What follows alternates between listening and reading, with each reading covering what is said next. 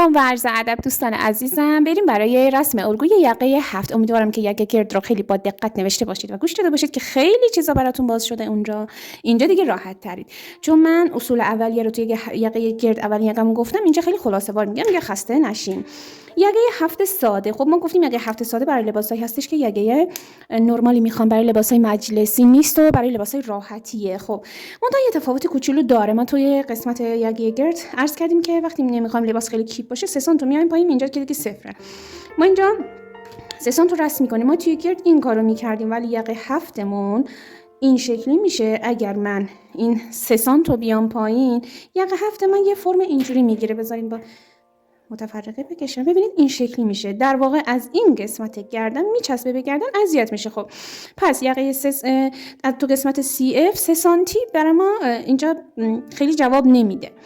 پس یه خورده بیشترتر میایم پایینتر و یقه 7 ساده‌مون رو میکشیم یه جوری که دیگه از این قسمت آزادتر باشه.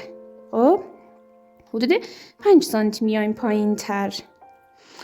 اما یه نکته مهم، خیلی خیلی مهم دیگه بچه‌ها، یقه 7 یکیش این شکلی تیز هست که خیلی جواب نمیده تو یقه های مسطح.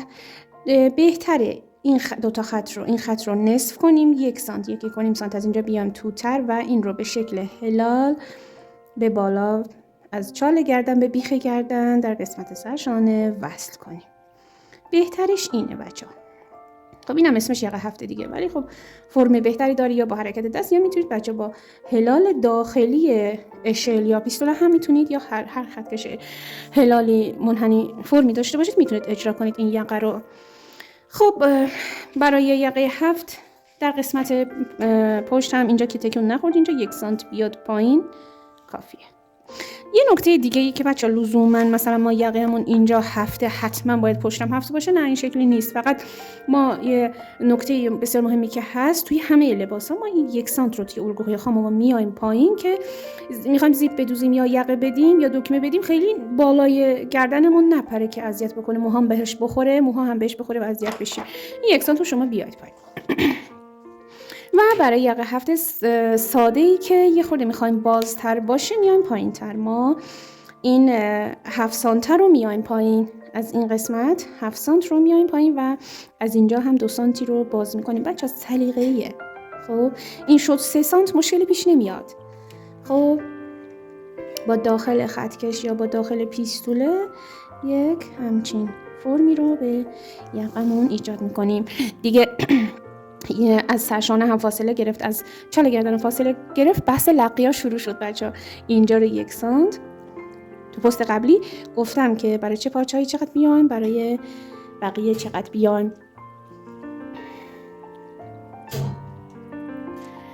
خب حالا برای قسمت پشتم این 2 سانت رو میام و اینم که گفتم میتونید اینجا بچه همینجوری 7 باشه یا میتونه اینجا 7 نباشه، میتونه کلا.